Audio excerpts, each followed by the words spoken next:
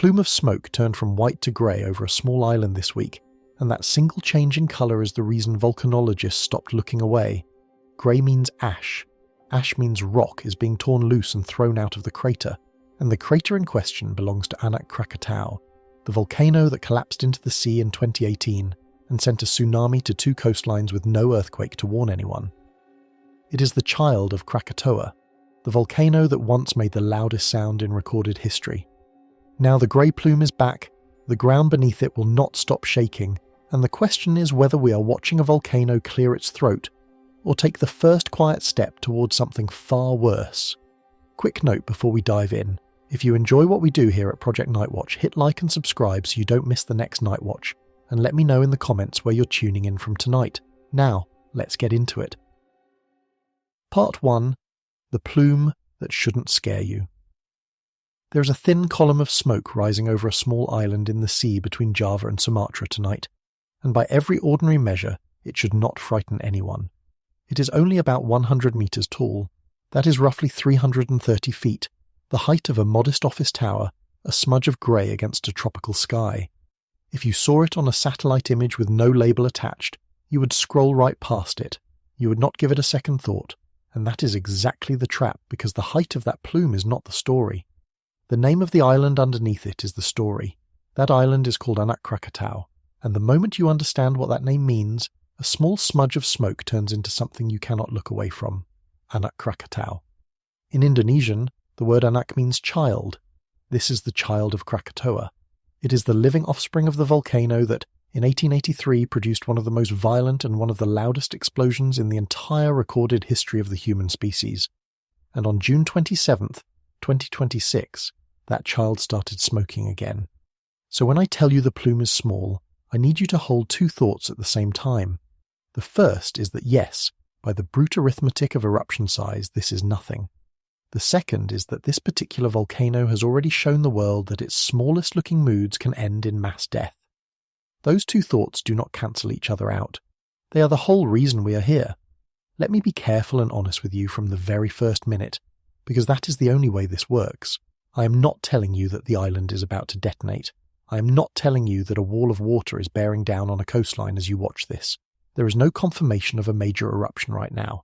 There is no tsunami in progress. There is no evidence that anything resembling the 1883 catastrophe is about to repeat itself. If you take nothing else from the next 2 hours, take that. We are not here to panic. We are here to watch, because watching is the entire point of a volcano like this one. What makes me lean in, and what made volcanologists in Indonesia lean in this week, is not the size of the column. It is the colour of it. For days, the plume coming off this crater was the kind of thing you can wave away. Now it has changed, and the change is small enough that a casual glance would miss it, and important enough that the people who study this mountain for a living stopped calling it harmless. The plume turned from white to grey. That sounds like nothing. It is not nothing. In the language that a volcano speaks, a shift from white to grey is the difference between a sigh and a warning, and by the end of this you're going to understand exactly why. Let me put you in front of what we are actually looking at, because the ordinariness of it is part of the point. On the screen, the footage of the island is almost disappointingly calm. A low, dark island sitting in a grey-green sea. A column of smoke leaning over with the wind, not roaring, not exploding, just rising, steady and unhurried, and smudging off to one side. If I told you this was a brush fire on some remote island, you would believe me without a second thought. There are no rivers of lava on the screen. There is no towering mushroom cloud. There is just that thin grey column and the wide, indifferent water around it. And that, more than anything, is why this story is so easy to underestimate and so important to understand. The most dangerous thing this volcano does not look dramatic in the moments before it happens. It looks like this: quiet, small, almost peaceful. The horror, when it comes from a place like this, does not arrive with spectacle. It builds in silence and lands as a surprise, and the calm image on the screen is exactly the kind of calm that came before the worst night this strait has ever known. That gap between how this looks and what it means is the reason I want to slow everything down tonight and walk through it carefully, piece by piece. Because if you only glance at the picture, you will move on, the way you would move on from any other quiet island in any other quiet sea. And the people whose entire job is to not move on the ones who study this island for a living, did not move on this week. They looked at that same unremarkable column of smoke and they tightened their watch. To understand why, you have to understand the ground it stands on and the history that ground remembers. Picture the geography for a moment, because it matters more here than almost anywhere else on Earth. Anak Krakatau is not a mountain standing safely on dry land. It is a young volcanic island sitting in open water, right in the middle of the Sunda Strait, the narrow channel of sea that separates the Indonesian island of Java from the island of Sumatra. On one side, tens of millions of people.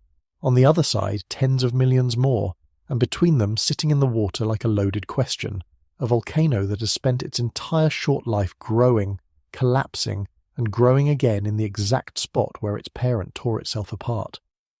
That setting, a volcano in the sea between two crowded coastlines, is the hinge on which this entire story turns, and we will come back to it again and again, because it is the reason a small plume on this island is not the same as a small plume anywhere else. Consider the stakes for a moment, because they are the reason any of this matters at all. The Sunda Strait is not an empty stretch of ocean. It is one of the most heavily populated maritime corridors anywhere on the planet. Java, on one shore, is among the most crowded islands on Earth, home to well over 100 million people. Sumatra, on the other shore, carries tens of millions more. Between those two enormous populations sits a narrow waterway, busy with shipping and fishing boats and ferries, and squatting right in the middle of it is this single restless volcano. Almost anywhere else on Earth, a volcano this small and this isolated would be a problem for nobody but the seabirds. Here, it sits within reach of more human beings than live in most entire countries, and that proximity turns a minor geological event into a question of public safety for millions. That geography is also the reason the name itself carries so much fear, and the reason that fear is not irrational. When people hear the word Krakatoa, something old and primal stirs, because the name has been fused into human memory as a synonym for catastrophe for almost 150 years. But that reputation, frightening as it is also a form of information. It is a hard-won record of what this volcanic system has actually done before, written in the worst possible ledger. The genuinely difficult discipline, the thing that separates useful attention from useless dread, is to take that fearsome history and use it not to panic, but to watch more carefully. The volcano is small tonight. The history is enormous. Holding both of those truths in your hands at the same time, without letting either one crush the other, is exactly the skill this entire story is going to demand of us. So here is the question I want you to carry with you into the dark, the question this whole night is built around. How do you tell the difference between a volcano that is simply clearing its throat and a volcano that is taking the first quiet step towards something that has killed hundreds of people before, with no warning at all? That is not a rhetorical flourish. That is the actual problem the scientists watching this island are trying to solve right now, in real time, and to even begin to answer it, we have to start with the thing that changed this week. We have to start with the colour. Part 2. Reading the colour. A volcano does not have a voice, so it talks to us in other ways. It talks to us in heat, in gas, in the trembling of the ground, and it talks to us in the colour of what it breathes out. And of all the signals it sends, the colour of the plume is one of the few you can read with your own eyes, no instruments required. That is why the shift over Anak Krakatau this week matters so much, and why I keep coming back to it. To understand why a grey plume made experts uneasy when a white one did not, you have to understand what each one is actually made of. When the column rising off a volcano is clean and white, it is for the most part water, steam. Water vapour driven off as groundwater and seawater meet hot rock below the surface and flash into gas. A white plume can be perfectly routine. Volcanoes breathe like this all the time. It is the geological equivalent of your breath fogging on a cold morning, the system venting, degassing, doing the slow, ordinary work of being a volcano. If Anak Krakatau had simply puffed out a tall white cloud this week, I would not be making this video, and the people who monitor it would have logged it and moved on. White, on its own, is usually not a cause for alarm. Grey is a different sentence entirely.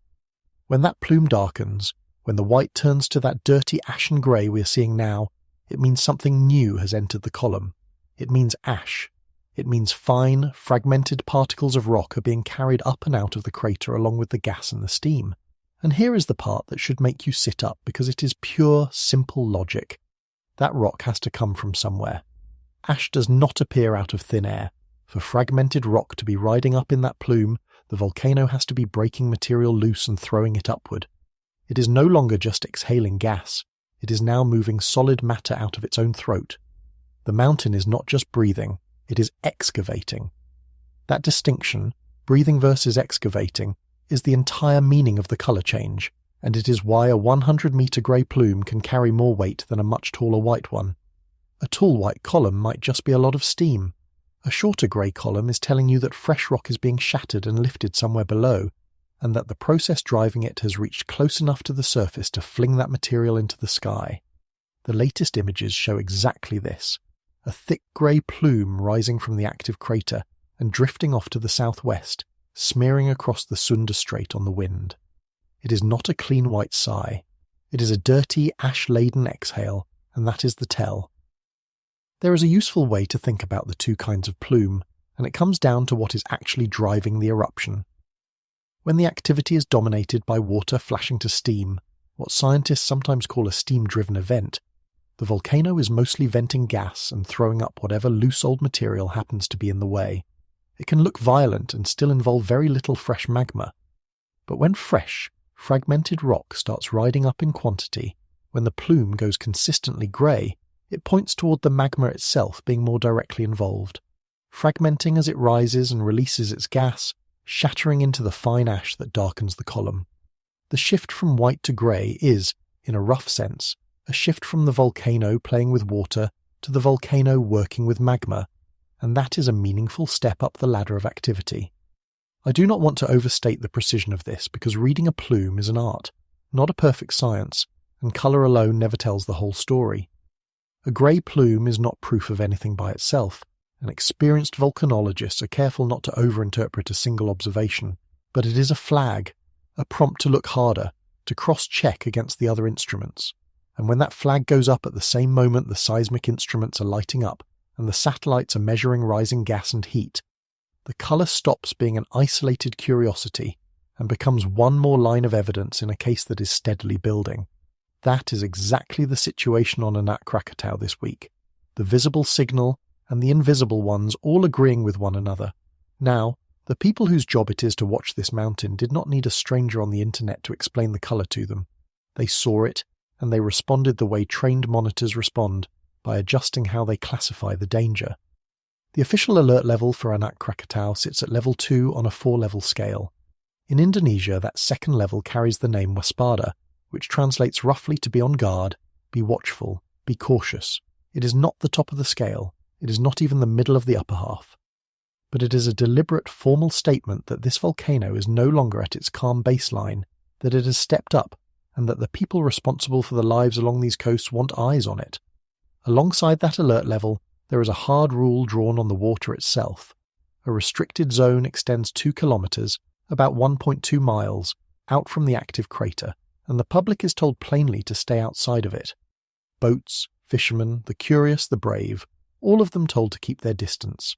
I want to be precise about what that level 2 does and does not mean, because this is exactly the kind of thing that gets twisted online into something it is not. Level 2 does not mean a major eruption has been confirmed. It does not mean anyone expects a colossal blast or some movie ending.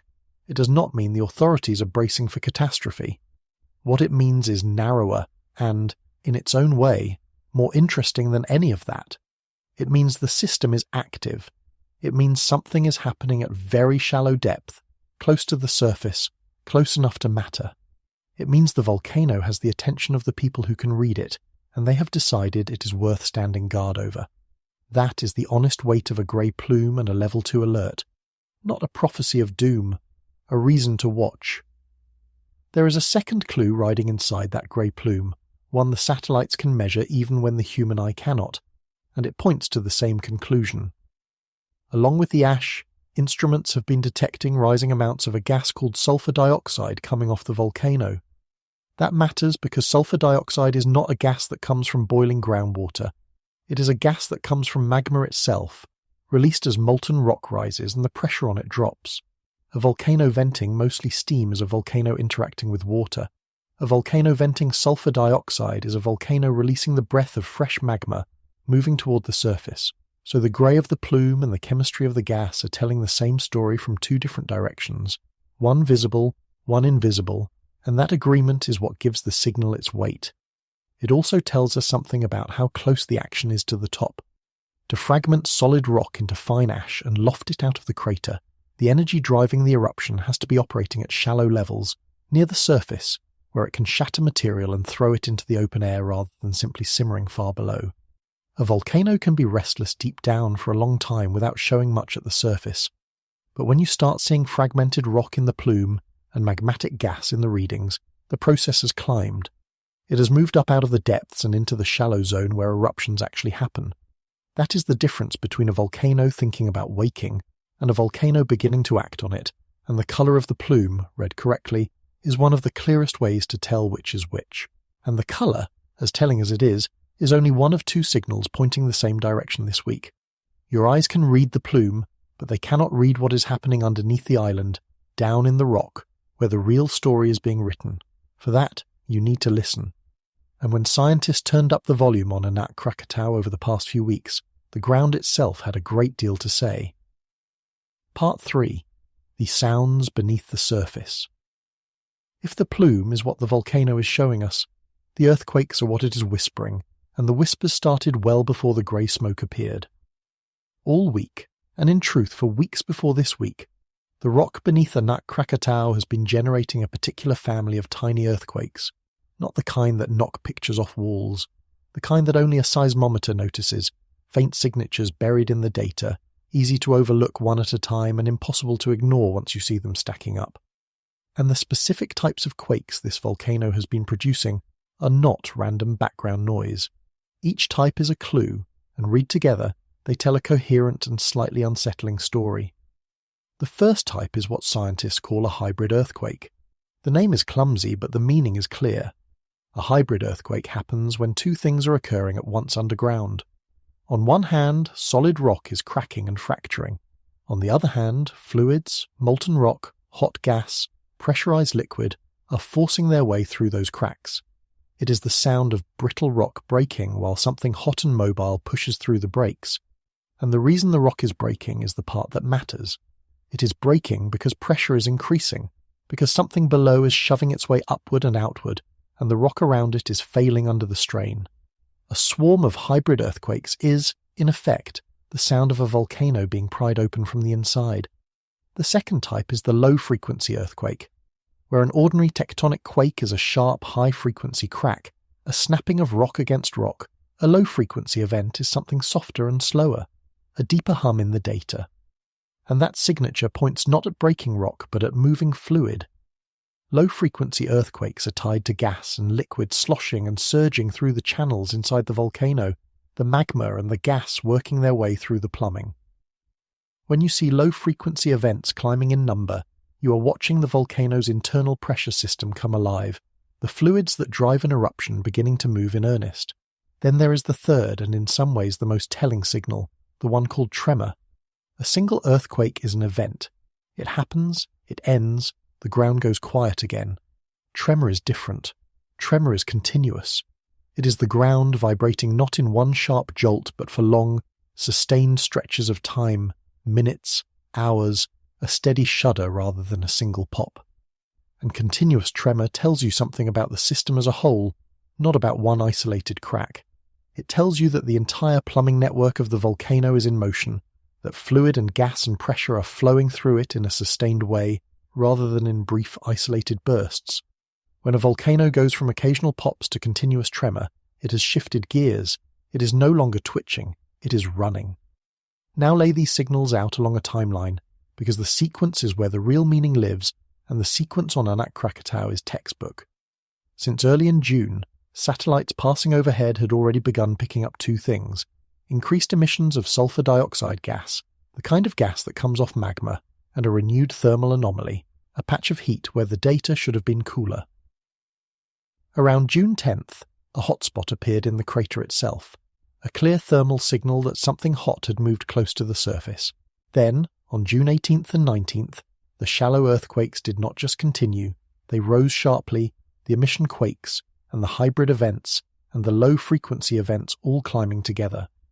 And then since June 26th, the intensity stepped up again, the emission earthquakes growing stronger and the grey, ash-bearing smoke thickening over the crater. Gas, heat, shallow quakes, tremor, grey ash, one after another, in order, each one reinforcing the last. Before we move on, I want to underline why the order of these events is so much more telling than any single one of them. Volcanic unrest tends to follow a rough logic, a sequence that reflects magma and gas working their way from far below toward the surface. First you tend to see the early signals, the gas escaping, the heat rising, the system pressurizing. Then, as material moves higher, and the rock above begins to fracture, and the fluids begin to surge through shallow channels, you see the shallow earthquakes climb and the tremor become continuous. And finally, when the process reaches all the way to the top, you see it with your own eyes, in ash, in a grey plume, in material being thrown clear of the crater. Gas, then heat, then shallow quakes, then tremor, then ash. That is not a random list. That is a progression, and it is the progression of a volcano whose activity is migrating upward, toward the open air. Anak Krakatau has walked through that sequence over the past few weeks, almost as if it were reading from the script. The satellite gas and the thermal anomaly came first, in early June. The crater hotspot followed around the 10th. The shallow earthquakes surged on the 18th and 19th. The continuous tremor threaded through all of it. And now, since the 26th, the emission quakes, and the grey ash, the surface expression, the final step. When a volcano moves through that order, in that direction, it is telling you in the clearest language it has that the action is no longer staying politely far below. It is climbing toward the surface. That is a pattern, and it is not a subtle one. Taken as separate facts, any one of these could be shrugged off. Volcanoes emit gas. Volcanoes run warm. Volcanoes twitch. But you do not get satellite gas and a crater hotspot and a sharp rise in shallow earthquakes and continuous tremor, and a plume that turns from white to grey, all marching in the same direction, over the same few weeks, by accident. When the instruments and the eyes agree, when what you can measure underground lines up perfectly with what you can see above the rim, the conclusion is hard to avoid.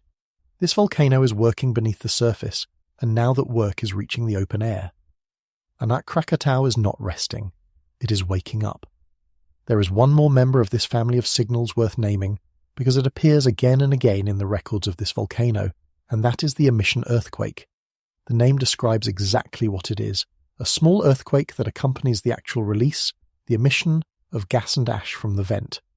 Where a hybrid quake is the sound of rock breaking and fluid pushing, and a low-frequency quake is the sound of fluid moving, an emission earthquake is the seismic fingerprint of the volcano actually venting material at the surface. When the count of emission earthquakes climbs, as it has on Anak Krakatau since June 26th, it is direct evidence that the venting is becoming more frequent and more vigorous, that the volcano is not just rumbling internally, but actively pushing material out, over and over. This is where the skill of monitoring really lives, in the stacking. No single one of these signals would be enough to draw a firm conclusion. A volcano can throw a few hybrid quakes and settle back down. It can emit gas for weeks and do nothing more.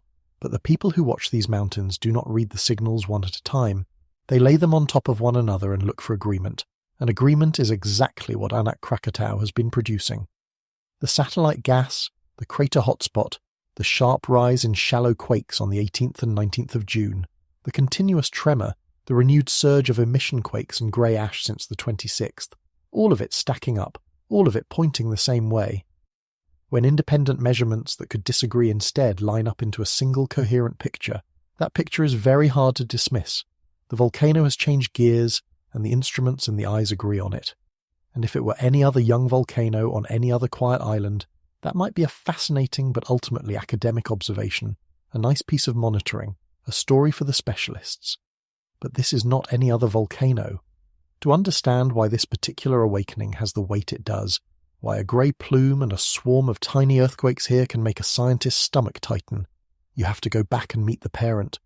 You have to understand what kind of mountain leaves behind a child like this one, and what happened in this exact patch of sea the last time the world underestimated it. Part 4. A volcano born from a catastrophe. To understand the child, you have to understand how it was born, and the birth of Anak Krakatau is one of the strangest and most unsettling origin stories in all of geology. Most volcanoes are old. They build themselves up over tens of thousands or hundreds of thousands of years, layer by patient layer. This one is different. This one is young, almost shockingly young, and it grew up out of a wound, in the exact place where its parent had committed an act of self-destruction so violent it changed the sky over the entire planet. That is not a metaphor. That is the literal sequence of events, and it is the key to why the unrest we are watching now carries the charge it does. Go back to 1883. In that year, the original volcano, Krakatoa, the parent, blew itself almost entirely apart. We will spend real time on that eruption later, because it deserves it, but for now hold on to one consequence of it. When Krakatoa exploded, it did not simply lose its summit. The northern two-thirds of the island collapsed and vanished beneath the surface of the sea. What had been a mountain became a hole, a vast submarine pit, a drowned crater called a caldera, left behind where the heart of the old volcano used to be. The island did not just erupt. It disemboweled itself and sank most of its own body into the ocean. And then, for a while, the sea went quiet over the grave. The area stayed relatively still for more than 4 decades. But a subduction volcano does not die because it loses a fight. The magma supply that fed the parent was still there, still rising, still pressing up from far below, and in late 1927, the surface of the water over that submarine caldera began to boil and churn, because new volcanic activity had begun on the seafloor, down inside the drowned crater the 1883 eruption had carved. A new cone was being built, from the bottom up, in the exact footprint of the mountain that had destroyed itself. By early 1928, that growing cone broke the surface of the ocean for the first time. At first it was fragile, a fresh little island of loose ash and rubble that the waves kept tearing back down almost as fast as the eruptions could build it up. It appeared and eroded several times over, but the magma kept coming, and eventually the cone won the fight against the sea and became permanent. That permanent island is what we now call Anak Krakatau, the child of Krakatoa, quite literally born out of the submarine crater its parent left behind. It did not form near the old volcano. It formed inside it, rising out of the very caldera the catastrophe created. Now sit with what that actually means, because this is where the origin story stops being a curiosity and becomes the reason for our unease tonight. This is a young, restless, geologically brand new feature, and it is rebuilding itself continuously in the single most volatile spot in the entire region, the precise location where one of history's most violent eruptions occurred. Anak Krakatau does not erupt occasionally and then rest for centuries. It grows, it partially collapses, and it grows again, over and over, because magma keeps pushing up to the surface in the same unstable place its predecessor stood. It is, in a very real sense, the catastrophe still in progress, just playing out at a slower and smaller tempo. The mountain you're watching smoke tonight is the parent's destruction, continued by other means. It is worth pausing on just how thoroughly the 2018 collapse remade this volcano, because it tells you how much of itself this mountain is willing to throw away and then rebuild. Before that December night, Anak Krakatau had grown into a respectable cone standing several hundred meters above the sea, the product of decades of patient eruption stacking layer on layer since it first broke the surface. When the flank failed and slid into the strait, the volcano did not merely lose a slice of its side, it lost a huge fraction of its entire height, collapsing from a cone of a few hundred meters down to a low, broken stub barely a third of its former stature. In a single event, decades of growth were undone, and most of the mountain that had been so carefully assembled was either blasted away or dragged down beneath the waves, and then, almost immediately, it started building again. This is the cycle that defines Anak Krakatau's entire existence, the same loop we saw at its birth, playing out over and over on faster and slower timescales. In 1927 and 28, the newborn island appeared and eroded several times, the sea tearing down the loose new rock almost as fast as the eruptions could pile it up, until the magma supply finally won and made the island permanent. The 2018 collapse and the rebuilding since are simply the latest turn of that same wheel. Grow, collapse, grow. The volcano assembles a tall, loose, unstable cone over open water, The cone eventually fails, and then the volcano begins the patient work of rebuilding the very structure that just proved it could fail. It is, quite literally, reconstructing the conditions of its own last disaster. That is why I keep calling this a catastrophe still in progress rather than a finished historical event. The 1883 explosion did not end the story. It opened a process that is still running today. The same magma, rising in the same place, keeps producing the same kind of loose, water-surrounded, collapse-prone mountain over and over, and each new cone carries the same fatal flaw as the one before it. The volcano we are watching tonight is not a stable survivor of an old disaster. It is that disaster's most recent draft, freshly rebuilt, sitting in the same deadly position, going through another active phase.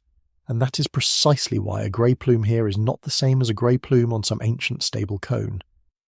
When this island shows signs of fresh activity, it is not an old volcano stirring after a long sleep. It is a young, structurally unfinished thing, built of loose material, sitting in the sea, going through another turn of the same growth and collapse cycle that defines its entire existence. Every signal we read this week, the gas, the heat, the shallow quakes, the grey ash, is happening on a volcano whose whole biography is a story of building up and falling down in the same deadly spot. So before we go a single step further, we have to ask the obvious question: why here? Why does this one patch of sea keep producing volcano after volcano, eruption after eruption, as if the Earth itself cannot leave it alone? The answer lies far below the caldera, in the slow and relentless machinery of the planet. Part 5. The engine underneath. Volcanoes are not scattered across the globe at random. They cluster, they line up, they trace out long arcs and chains, and if you learn to read those patterns, you can see the machinery of the planet itself drawn across the map. Indonesia is one of the clearest expressions of that machinery anywhere on Earth, and Anak Krakatau sits at one of its most active seams. To understand why this volcano exists at all, and why it simply will not stop, you have to look beneath the Sunda Strait, down to where the great plates of the Earth's outer shell grind against one another. The Sunda Strait is part of something called the Sunda Volcanic Arc, a long curving line of volcanoes that runs the length of Sumatra and Java, and on through the islands beyond. That arc exists because of a collision happening in extreme slow motion far below. The Indo-Australian Plate, a vast slab of the planet's crust carrying the Indian Ocean and the Australian continent, is being driven northward and forced down underneath the edge of the Eurasian Plate, the block that Indonesia rides on. The boundary where one plate dives beneath the other is a subduction zone, marked at the surface by an undersea trench called the Sunda Trench, and subduction is the engine that builds these volcanoes. Here is how that engine works, in plain terms. As the Indo-Australian Plate plunges down into the hot interior of the Earth, it carries water and seafloor sediment with it. The deeper it sinks, the hotter and higher the pressure becomes, and at a certain depth, that water is squeezed out of the descending slab and driven up into the wedge of rock above. Water does something remarkable to hot rock. It lowers its melting point, so that rising water causes the rock above the sinking plate to begin to melt, generating magma. That magma, being lighter than the solid rock around it, rises, and where it finds a path to the surface, it builds a volcano. Multiply that across the whole length of the descending plate, and you get an arc, a line of fire tracing the boundary between the diving slab and the overriding one. This is the same vast system, the same chain of subduction zones ringing the Pacific and arcing through Indonesia, that people call the Ring of Fire. It is responsible for the overwhelming majority of the planet's volcanoes and its largest earthquakes. The Sunda Trench feeds the volcanoes all across Indonesia, and Anak Krakatau is one of its children, fed by magma generated as the Indo-Australian Plate grinds endlessly downward. This is why the spot will not go quiet. The plate does not stop moving. The magma does not stop rising. As long as the subduction continues, and it has continued for millions of years and will continue for millions more, there will be a volcano in this strait, whether we call it Krakatoa or Anak Krakatau or whatever rises next from the same restless seafloor. It helps to step back and see just how extreme this corner of the planet really is. Indonesia is, by most measures, the most volcanically active country on Earth. It holds more historically active volcanoes than any other nation, well over 100 of them, strung along the arcs where the ocean plates dive beneath the islands. This is not a place that happens to have a volcano. It is a place built out of volcanoes, an entire nation assembled from the magma This subduction machinery has pumped to the surface over millions of years. Once you understand that, Anak Krakatau stops looking like a freak of nature and starts looking like what it actually is, one especially dangerous expression of a process that shapes the whole archipelago. The trench that drives it all is a feature on a scale that is hard to hold in your mind. The Sunda Trench runs for thousands of kilometers along the southwestern edge of Indonesia, a seam in the seafloor that drops several kilometers below the surface of the ocean, marking the exact line where the Indo-Australian plate bends downward and begins its long descent into the interior of the planet. That same plate boundary is responsible not only for the volcanoes, but for some of the most powerful earthquakes the Earth produces, including the great undersea ruptures that have launched ocean-crossing tsunamis. The volcanoes and the megaquakes are two products of one machine, the same relentless sinking of one plate beneath another, and this machine is part of something larger still, the loop of subduction zones and volcanic arcs that wraps almost the entire Pacific and curves through Indonesia, the band people call the Ring of Fire. The majority of the world's active volcanoes and the majority of its great earthquakes occur along this ring, and Indonesia sits at one of its most concentrated and most violent stretches. So when Anak Krakatau stirs, it is not acting alone or out of nowhere. It is one small valve on a planetary plumbing system that has been running for ages and will keep running long after every person alive tonight is gone. The volcano is permanent in a way that is genuinely humbling, and it is the reason this spot will never truly fall silent.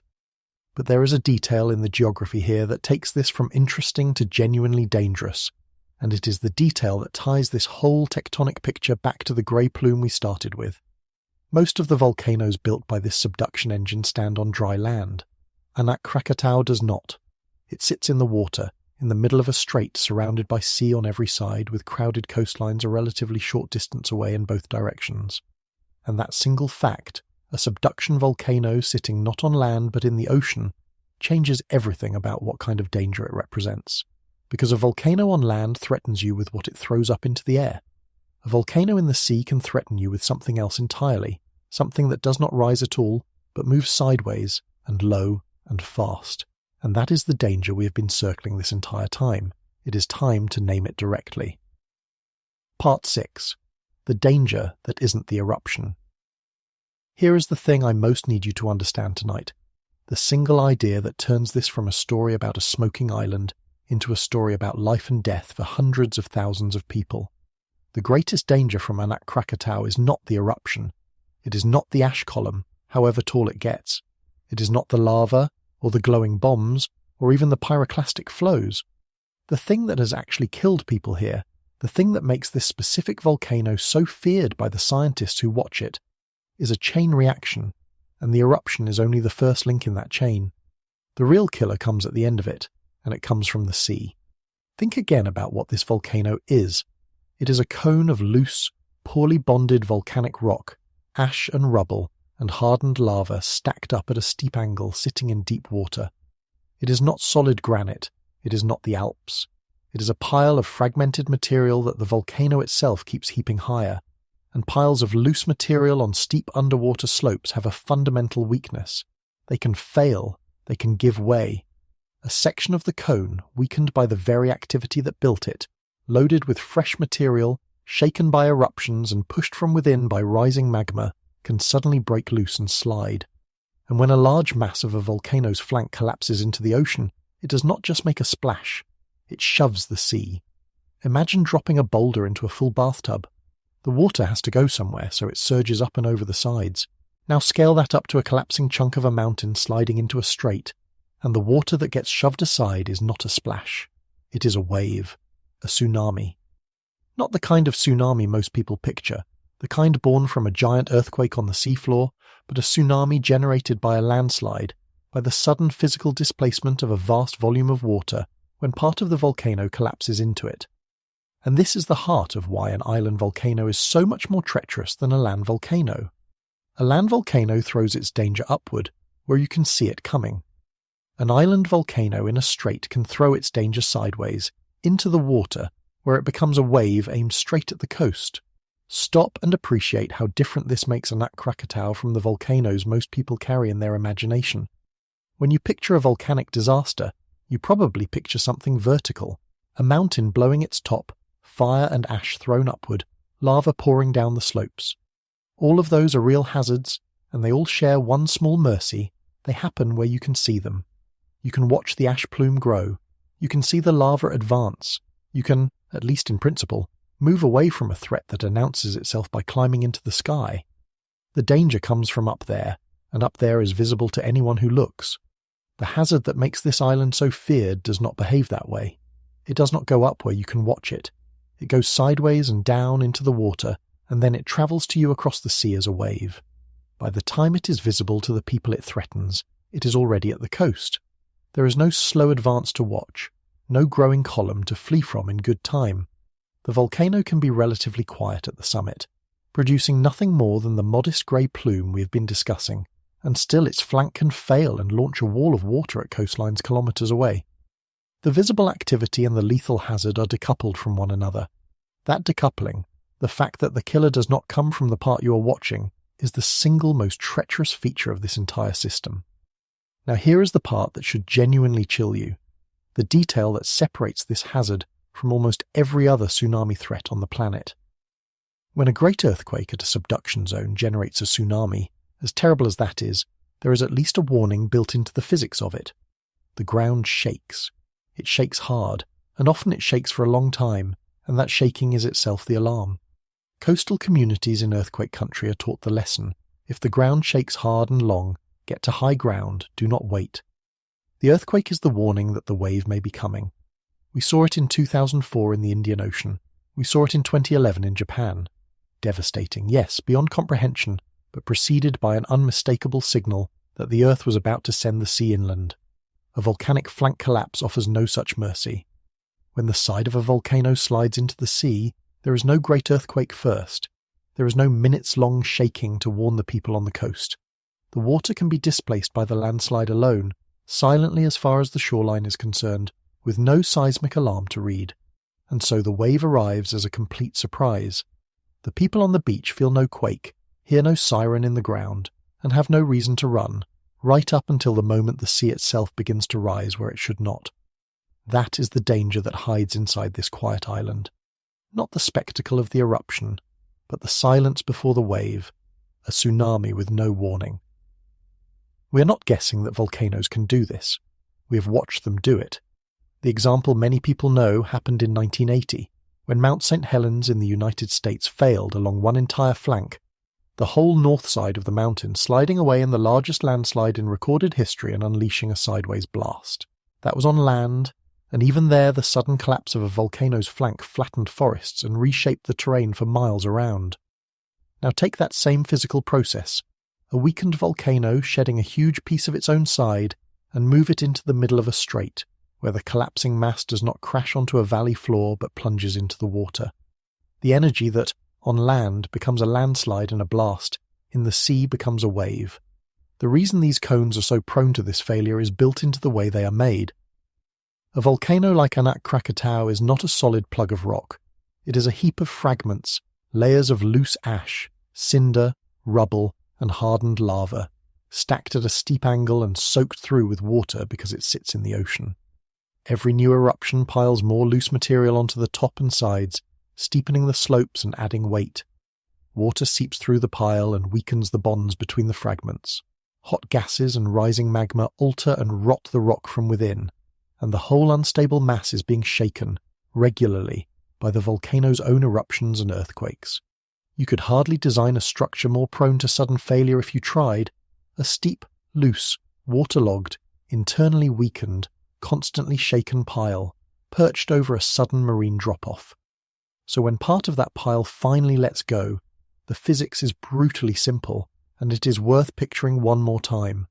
A large solid mass enters the water suddenly. The water it occupies has to go somewhere, so it surges outward and upward, all at once, as a wave. The bigger the mass and the faster it enters, the larger the wave. There is no fault rupture required, no great seismic event, just the raw mechanical displacement of water by falling rock. It is the bathtub and the boulder, scaled up to the size of a mountainside and a strait, and aimed at two of the most crowded coastlines on the planet. That is the chain reaction in its entirety. Eruption to weakening to collapse to displaced water to wave, and it is the single most important sequence in this whole story. I am not telling you that is happening tonight. I want to keep being honest with you about that, because the honesty is what makes the warning real instead of just frightening. The grey plume and the shallow earthquakes do not mean a collapse is coming this week, or this month, or at all. What they mean is that the one volcano on Earth that has already demonstrated this exact horror, this silent, warningless wave, is active again, stirring again, building material again on the same loose, unstable cone.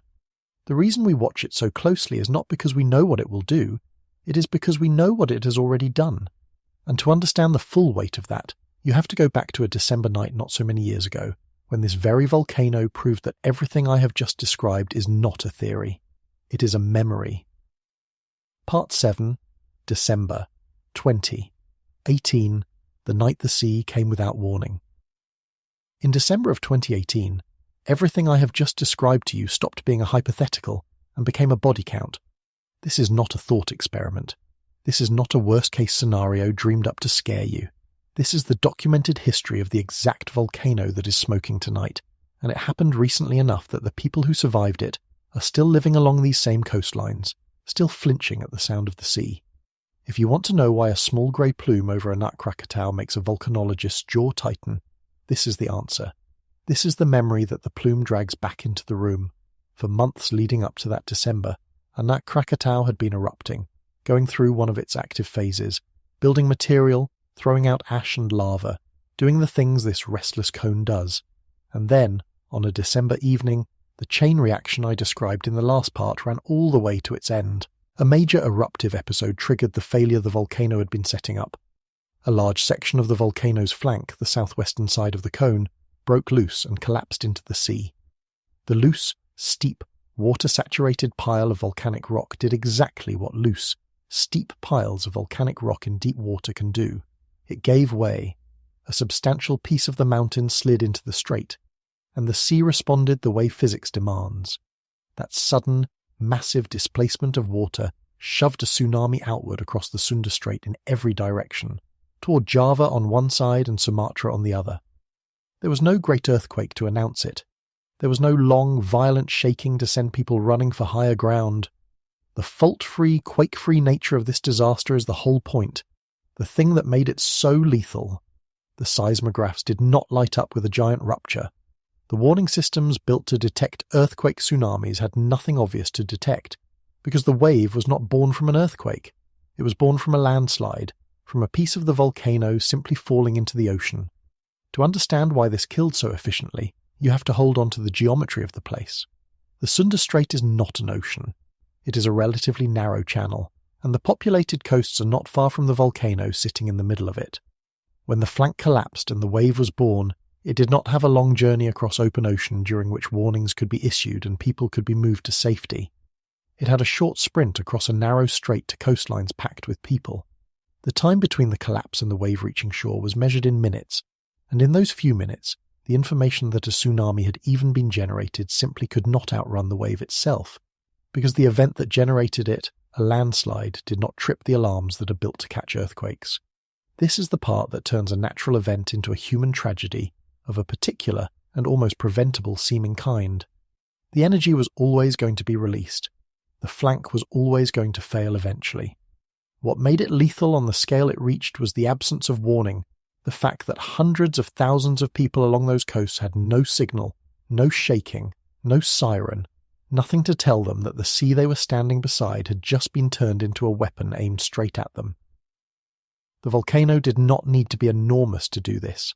It only needed to drop a piece of itself into the water near a crowded shore in a way the warning systems could not catch at a time when almost no one was looking, and it happened at night. Let that detail sit with you, because it multiplied the horror in a way that is hard to overstate.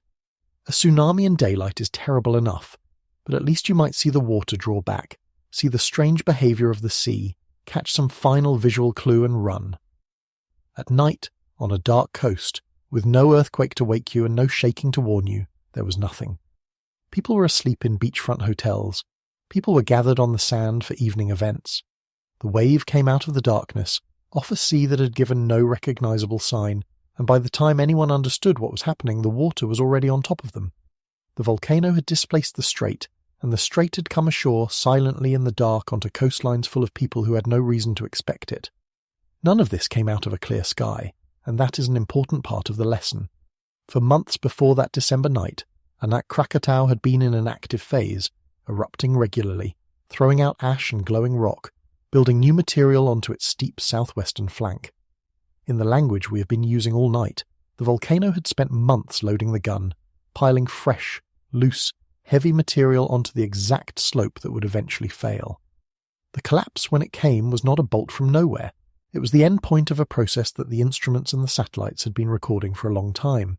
And yet, even with all of that evidence of activity, the precise moment of the flank failure, the instant the side gave way and shoved the sea, arrived without the clear, unambiguous alarm that would have told the people on the coast to run right now.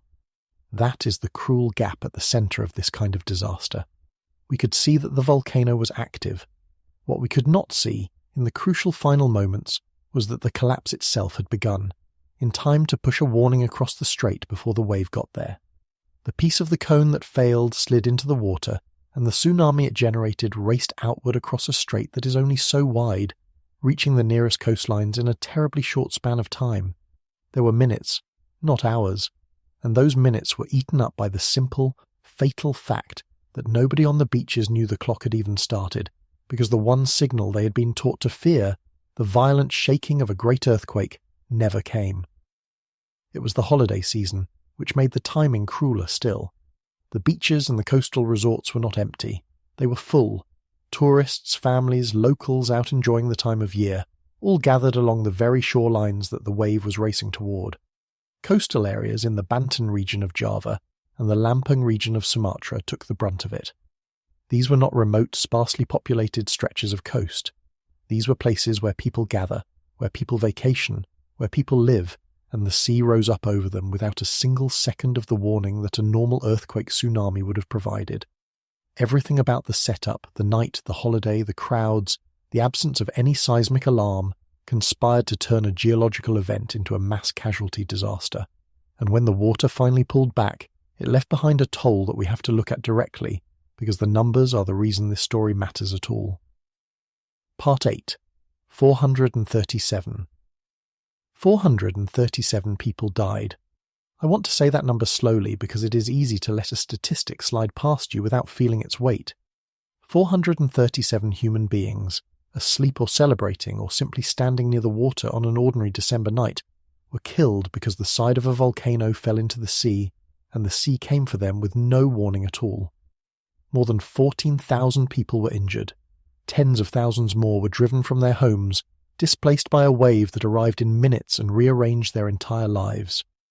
That is the human shape of a volcanic flank collapse tsunami, and it happened here, on this volcano, within the memory of almost everyone watching. Behind every one of those numbers is a person, and that is worth pausing on before the figures sweep us along. The 437 who died were not an abstraction. They were families on holiday, workers in coastal towns, performers and audiences at events held right at the water's edge, fishermen and their households, children asleep in rooms beside the beach. The more than 14,000 injured carried wounds, some of them for the rest of their lives. The tens of thousands displaced lost homes, livelihoods, and in many cases people they loved, in the space of a few minutes, on a night that had begun like any other. This is not ancient history recounted from a textbook. It happened recently enough that the survivors are still here, still living along these same coasts, and for them the sight of Anak Krakatau breathing out grey ash again is not a fascinating geological story. It is a memory with teeth. That human reality is part of why the monitoring posture around this volcano is what it is today. The 2018 disaster did not just produce a death toll, it produced a hard, permanent lesson about exactly this kind of threat, and the people responsible for these coasts carry that lesson into every assessment they make now. When they raise the alert level on this volcano, when they draw the exclusion zone on the water, they are not working from abstract theory. They are working from a wound that is still fresh in living memory on the very same stretch of sea. That is the weight that sits behind the watchfulness, and it is a large part of why a level 2 alert here is treated with such seriousness. Now I want to give you the measurements. because the scale of the water tells you something the casualty count alone cannot. On some of the small islands sitting close to Anak Krakatau itself, islands that are part of the same Krakatau complex, packed right up against the source of the collapse, the tsunami run-up, the height the water reached as it surged up the land, was measured at more than 80 meters. Let me translate that because it sounds impossible. 80 meters is more than 260 feet. 260 feet of water surging up the land. That is taller than a 20-story building. On those near islands, the wave did not lap at the shore. It climbed the terrain like a living thing, far higher than any structure most people will ever stand in. Now, those extreme heights were on the small uninhabited islands right next to the volcano, where the proximity to the collapse and the shape of the seafloor focused the wave to monstrous heights. On the populated coasts of Java and Sumatra, farther from the source, the waves were smaller, but smaller here is a word that should bring you no comfort whatsoever. On those crowded shorelines, the waves reached up to about 13 meters. 13 meters is roughly 43 feet. And I need you to understand what a 43-foot wall of water does to a beachfront village, because we have a dangerous tendency to picture tsunamis as towering cinematic walls, and to mentally dismiss anything smaller as survivable. It is not survivable. Let me be completely clear about this, because it is one of the most misunderstood facts about water. A wave of 1 meter, just over 3 feet, can kill you. A tsunami is not a tall surfing wave that rolls over you and passes. It is the sea itself surging inland, a moving wall of water with unimaginable mass and force behind it, carrying debris, cars, timber, pieces of buildings, all of it turned into battering rams. A flow of water just knee-deep, moving fast, can sweep an adult off their feet and carry them away. 3 feet of moving tsunami can kill. So when I tell you the waves on the populated coasts reached around 43 feet, I am not describing a close call. I am describing water more than 10 times the height that is already lethal, slamming into shorelines full of sleeping, celebrating, unwarned people. The 43-foot figure is the human catastrophe. The 260-foot figure on the near islands is the raw, terrifying measure of how much energy a collapsing volcano can dump into the sea. It is worth slowing down on those two numbers, the 80 meters and the 13 meters, because the gap between them teaches you something important about how these waves behave. The height a tsunami reaches is not a single fixed thing. It depends enormously on where you measure it, on the shape of the coast, on how close you are to the source, and on the way the seafloor funnels and concentrates the water as it comes ashore. On the small island sitting right next to Anak Krakatau, the wave had almost no distance to travel before it hit land, and the local terrain channeled it upward to that almost unbelievable run-up of more than 260 feet. The water did not have the time or the room to spread out and shed its energy. It hit the nearest land at nearly full force and climbed. By the time that same energy reached the populated coasts of Java and Sumatra, farther across the strait, it had spread out and diminished, which is why the waves there were measured in the range of 43 feet rather than 260. But as we said, 43 feet of moving seawater is not a reprieve. It is a catastrophe, and the reason it kills is not only the height but the contents. A tsunami is not clean water. By the time it reaches a developed coastline, it is a churning slurry of debris, splintered wood, vehicles, sheet metal, the shattered pieces of the first buildings it destroys, all of it carried along and turned into battering rams. People are not simply drowned. They are struck, crushed, and swept away by a flood full of solid wreckage moving with enormous force. That is why even the lower end of these numbers produces such appalling losses, and why the word smaller, applied to a tsunami, should never be mistaken for the word safe. And here is the link back to tonight, the reason I have walked you through every grim detail of 2018. Since that collapse, Anak Krakatau has not stopped. It has been rebuilding. A new cinder cone has grown, actively and continuously, up out of the very scar the 2018 collapse left behind. The volcano lost a huge piece of itself, and then it began stacking that piece back, loose layer on loose layer, in the same unstable spot, over the same deep water, beside the same crowded coasts. So when we see fresh gas, fresh heat, fresh shallow earthquakes, and a fresh grey plume in 2026, we are not watching a stranger. We are watching the same volcano with the same fatal capability, going through another active phase, on a cone that has been busy rebuilding the exact kind of structure that failed before. That is why we watch. Not because the wave is coming, but because we have seen this volcano make that wave, and we know it can make another. The only question left is whether we could ever see it coming in time, and to answer that, we have to understand exactly why this kind of wave is so good at hiding. Part 9. Why a wave can come with no warning. Everything about this story comes back to a single, brutal asymmetry, and I want to spend real time on it, because it is the difference between the tsunamis we have at least a chance against, and the tsunamis we almost never see coming. Most people, when they think of a tsunami, think of the great earthquake-driven waves, the 2004 Indian Ocean disaster, the 2011 Japan catastrophe. Those events killed staggering numbers of people, and it might seem strange to say that they came with a warning. But in a specific and important sense they did, and understanding that built-in warning is the only way to grasp how dangerous a volcanic collapse wave really is. When a subduction zone earthquake makes a tsunami, the seafloor itself lurches. A massive section of the ocean bottom is thrust upward or dropped downward in an instant, and the entire column of water above it is lifted or dropped with it, sending waves racing outward. But to move that much seafloor, you need an enormous earthquake, and an enormous earthquake announces itself. The ground shakes, violently and crucially it shakes for a long time, sometimes for several minutes, an eternity when you are living through it. That prolonged, powerful shaking is the warning. It is nature's own alarm, hardwired into the event. The lesson drilled into people who live in earthquake and tsunami country is exactly this. If the ground shakes hard and it shakes long, do not wait for a siren, do not wait for an official, get to high ground immediately because the sea may be coming. The earthquake and the tsunami are bound together, and the first is the herald of the second. A volcanic flank collapse severs that bond completely. When the side of Anak Krakatau slides into the sea, the water is displaced just as violently, the wave is launched just as powerfully, but there is no great earthquake at the front of it. The collapse may produce some seismic signal, some rumble in the instruments, but not the long, unmistakable, building-shaking ground that tells a coastal population in their bones that something enormous has happened.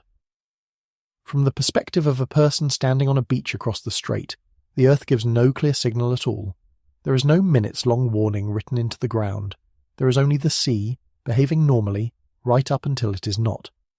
The wave uncouples itself from the alarm and arrives naked, unannounced, a tsunami stripped of the one warning that the earthquake-driven kind provides. I want to be careful not to overstate the mercy that the earthquake tsunamis offer, because they have killed staggering numbers of people too, and in many cases the warning, such as it was, came too late, or was not heeded, or did not exist where it was needed. The 2004 Indian Ocean tsunami killed on a scale almost beyond comprehension, in part because formal warning systems for that ocean barely existed at the time. So when I say the earthquake gives a warning, I do not mean it guarantees anyone's safety. I mean something narrower and still important, that the physics of an earthquake tsunami contains, built into it, a signal that can in principle be detected, measured, and turned into an alert, and that the shaking itself is a warning that even a single person standing on a beach can feel and act on without any technology at all. A volcanic collapse wave offers neither of those things reliably. There is often no shaking on the beach to feel, and frequently no clean seismic signal for the instruments to convert into an alert. So the very first link in the warning chain, the detection of the event itself, is already compromised. After the 2004 catastrophe, the world responded by building out the warning systems that helped save lives in later earthquake-driven events. But you cannot build an earthquake warning system that catches an event which produces no clear earthquake. That is the wall the science keeps running into, and it is the reason the collapsed tsunami remains one of the hardest natural hazards on the entire planet to warn against. And this is not a quirk unique to one volcano. The wider world has been taught this lesson more than once. In that same year, 2018, on the Indonesian island of Sulawesi, the city of Palu was struck by a tsunami that stunned scientists, because the earthquake that triggered it was not the type that should have produced such a devastating wave. Part of the answer turned out to be underwater landslides, submarine collapses of sediment that shoved the water far more violently than the earthquake alone could explain. Once again, the wave was larger and stranger than the simple earthquake reading predicted, because a collapse, not just a fault, was moving the sea. The pattern keeps repeating. When the ground gives way, whether it is the flank of a volcano or a slope of seafloor sediment, the water it displaces does not wait for permission, and it does not come with the familiar warning we have learned to listen for. It is worth understanding why our warning systems are so much better at catching one kind of tsunami than the other, because it is not an accident. It is a consequence of how those systems were designed. The global tsunami warning networks built up over the past decades are, at their core, earthquake detection systems. They listen for the seismic signature of a large undersea quake, estimate its size and location, and use that to forecast whether a tsunami is likely and where it might travel. Ocean buoys and tide gauges then confirm whether a wave has actually formed. This approach has saved a great many lives, and it works because the overwhelming majority of dangerous tsunamis are born from exactly the kind of large earthquake it is built to catch. But a volcanic flank collapse slips straight through the gaps in that net. There may be no large earthquake for the seismic system to register, or only a confusing ambiguous signal that does not look like a classic tsunami generating quake. By the time ocean sensors detect that a wave has formed, in a narrow strait with coastlines close at hand, the wave may already be arriving. The very design that makes the system so effective against earthquake tsunamis is what leaves it struggling against landslide tsunamis, because it is listening for the wrong trigger. This is exactly what made the 2018 Sunda Strait disaster and the Palu disaster the same year so hard to warn against. The events did not announce themselves in the language the warning system speaks. After 2018, there were real efforts to improve monitoring specifically for this kind of threat around Anak Krakatau, to watch the volcano itself rather than wait for an earthquake that would never come. But the underlying problem remains brutally hard, and it is the reason this hazard keeps the scientists and me so uneasy. So now you can see the full shape of the problem, the thing that makes Anak Krakatau such a uniquely unnerving thing to watch. Its most lethal weapon is a wave that, by its very nature, can outrun every warning we are conditioned to expect. The earthquake tsunami at least shakes the ground first. The volcanic collapse tsunami can come in silence, and that silence is exactly why the grey plume and the shallow earthquakes this week are worth taking seriously, even when there is no eruption in progress and no wave on the horizon. Because the entire game with a hazard like this one is to find some other warning, some signal that is not the missing earthquake, some way to read the volcano's intentions before the collapse rather than after. The monitoring, the alert levels, the watch on the gas and the heat and the tremor, all of it exists to try to solve a problem that the sea, in 2018, proved is brutally hard to solve. And before we turn to whether that problem can be solved at all, we have to confront the full, towering scale of what this volcanic system is capable of by going all the way back to the parent and to the day it produced what may be the loudest sound a human being has ever heard. Part 10. The loudest sound in history. To stand in the presence of what this volcanic system can do at its worst, you have to go back to August of 1883, to the parent volcano, Krakatoa, and to an eruption so violent that it left marks on the entire planet, marks you could see in the sky and hear on the far side of an ocean. I have been telling you all night that the danger here is not the size of the blast, but the wave that follows, and that remains true. But you cannot fully understand why the world watches this particular stretch of sea with such dread unless you understand the sheer scale of what happened the last time the parent let go. So let me take you there. In 1883, Krakatoa erupted in one of the most violent volcanic events in all of recorded human history. This was not a steady outpouring of lava. This was a cataclysmic, explosive paroxysm, a series of detonations that culminated in a blast almost beyond comprehension. The explosion was so powerful that it destroyed 2/3 of the original island outright. The mountain did not just erupt, it blew itself to pieces, and as we have already seen, the northern 2/3 of it collapsed beneath the sea, leaving the submarine caldera from which Anak Krakatau would later rise. An entire island was, in a matter of hours, largely unmade. The eruption column climbed to a height that is difficult to picture. Ash and gas were blasted roughly 80 kilometers into the sky. 80 kilometers is nearly 50 miles straight up. A column of debris punched so high, it pierced clean through the layers of the atmosphere where weather happens, and into the rarefied regions above. Material from this eruption was injected so high and so far that it spread around the globe, tinting sunsets blood red in countries thousands of miles away for months afterward, and measurably cooling the planet's climate as the haze reflected sunlight back into space. A single volcano in a strait between two islands reached up and touched the entire sky of the world. The reach of the 1883 eruption did not stop at the edge of the strait. The fine ash and gas hurled into the upper atmosphere spread around the entire planet on the high-altitude winds, and for months afterward, people in distant countries who had never heard of this volcano watched their sunsets turn strange and lurid, the sky burning in unusual reds and oranges as sunlight filtered through the haze of a faraway Indonesian island. The veil of particles was thick enough to reflect a measurable amount of sunlight back into space, and the planet's average temperature dipped slightly in the years that followed. A global cooling driven by a single eruption in a single strait. One mountain, in one afternoon, reached up and changed the colour of the sky over the whole world and nudged the temperature of the entire planet.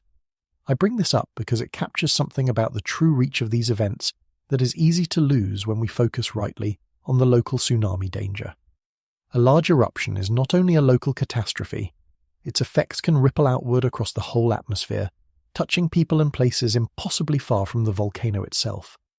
That global reach is part of what cemented the name Krakatoa in human memory, part of why the word still carries such weight nearly a century and a half later. But, and this is the thread I keep pulling us back to, even with all of that planetary reach, even with a sky changed across the entire world, the thing that actually killed the people of the strait was not the global haze. It was the local water, and then there was the sound. This is the detail that, more than any other, captures the raw power of what happened, and it is almost impossible to believe even though it is thoroughly documented. The explosion of Krakatoa is widely regarded as the loudest sound in recorded history. It was heard not tens, not hundreds, but thousands of kilometers away. People on islands and coastlines an ocean away heard what they thought was distant gunfire or cannon, the booming of a battle, when in fact they were hearing a volcano that lay far beyond their horizon. The pressure wave from the blast, the shock wave of compressed air, was so immense that it raced outward and circled the entire planet, registering on instruments around the world as it passed and passed again. The atmosphere itself rang like a struck bell. The 1883 catastrophe did not happen in an instant, and the build-up is part of what makes it such a useful and frightening parallel. For months beforehand, Krakatoa had been rumbling, venting, producing smaller eruptions, putting on a show that drew the attention of passing ships. Then, over the course of 2 days in late August, the activity escalated into a series of colossal explosions, each one larger than the one before, building to a final cataclysmic blast that tore the island apart. It was not a single bang. It was a crescendo, climbing to a climax so violent that it effectively ended the existence of most of the original island in one morning. The evidence of that final explosion's power is almost hard to accept even now. The pressure wave it sent through the atmosphere was recorded by barometers, the instruments that measure air pressure, at weather stations all over the world, as a spike that swept past, travelled around the entire globe, and came back around, registering on the instruments again and again as it passed. The sound itself was heard at a distance that defies intuition, thousands of kilometres away, on islands so far from the volcano that the people there could not possibly have seen it, and yet they heard the boom roll in across the open ocean and assumed it was distant cannon fire. Sailors on ships a great distance from the eruption reported that the concussion was strong enough to damage their hearing. This was sound and force on a scale the human world simply does not produce, the planet itself slamming a door. I walk you through all of this not to thrill you with the spectacle, but to make a point that we'll need in a moment when we talk honestly about scale. This was the parent. This was a colossal, world-altering eruption, and it set the reputation that the entire Krakatau name now carries. When people hear that the Child of Krakatoa is stirring, this is the shadow that falls across their imagination, this 80-kilometer column, this globe circling boom, this island erased in an afternoon. It is a powerful and a frightening association.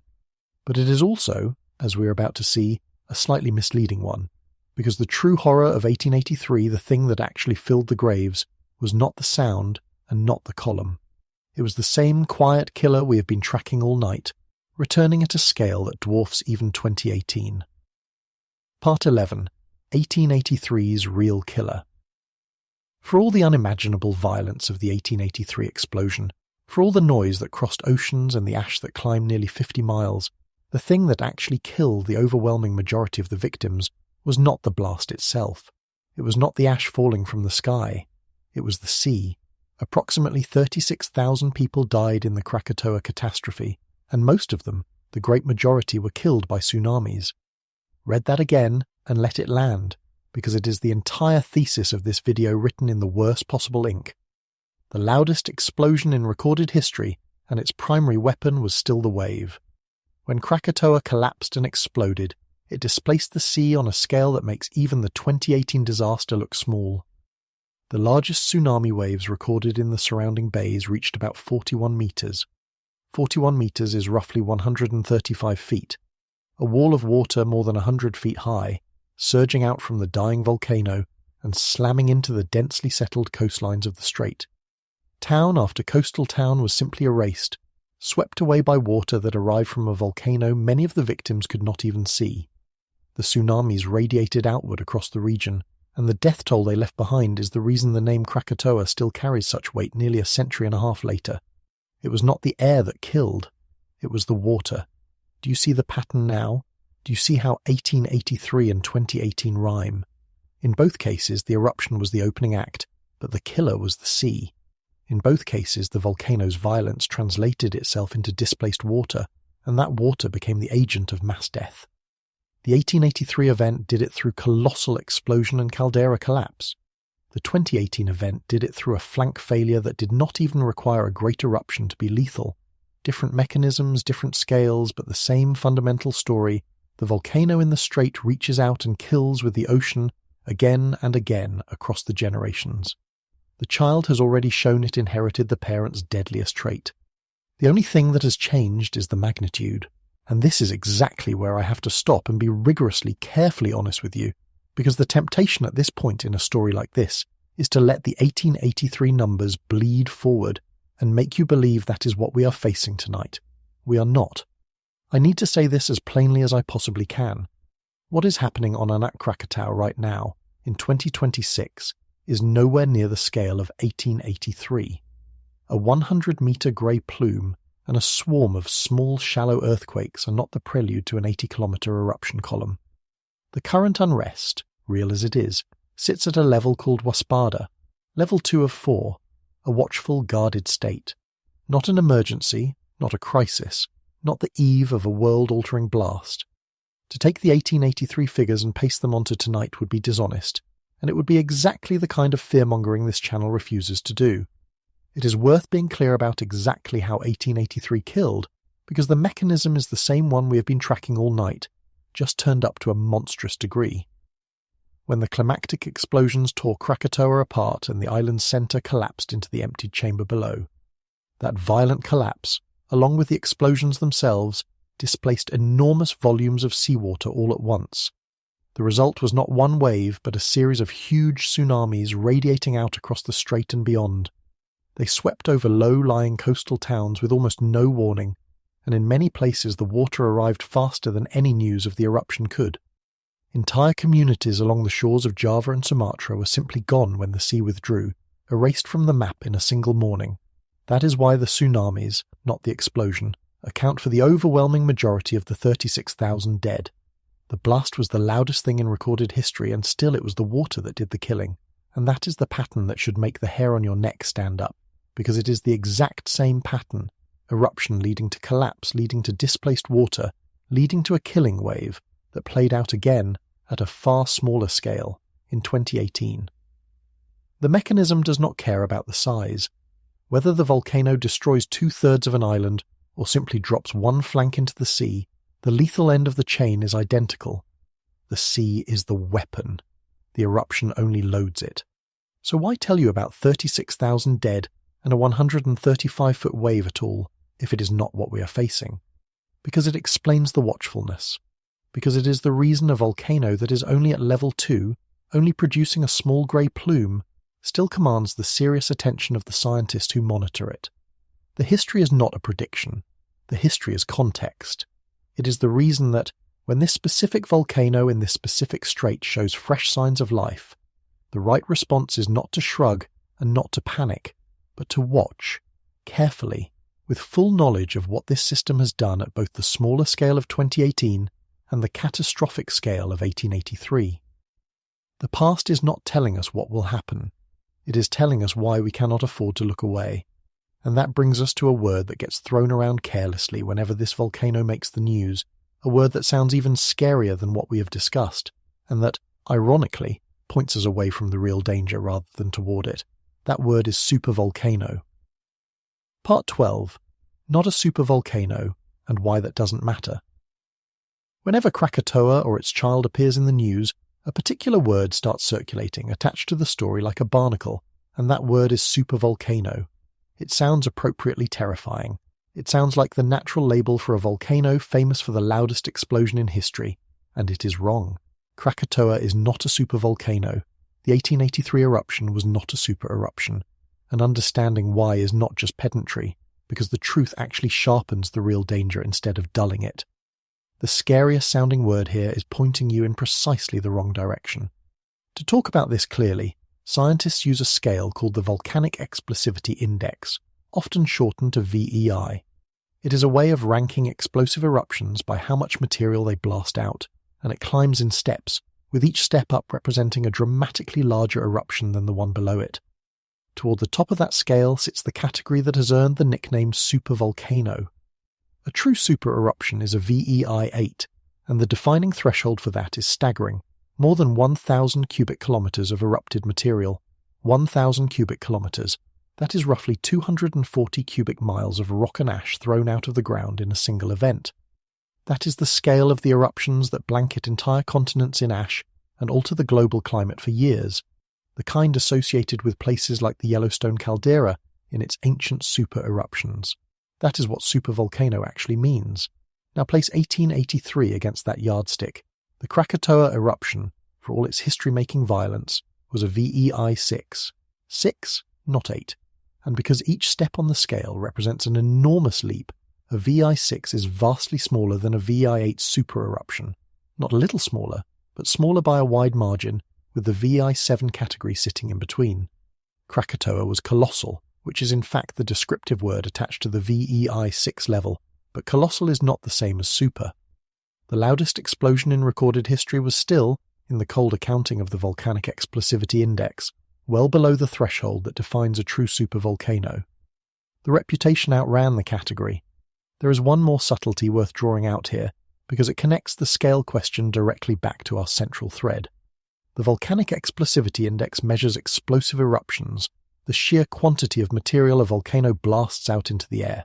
But the deadliest hazard from Anak Krakatau, as we have seen again and again tonight, is not really an explosive one in that sense. It is a collapse. It is a piece of the volcano physically falling into the sea.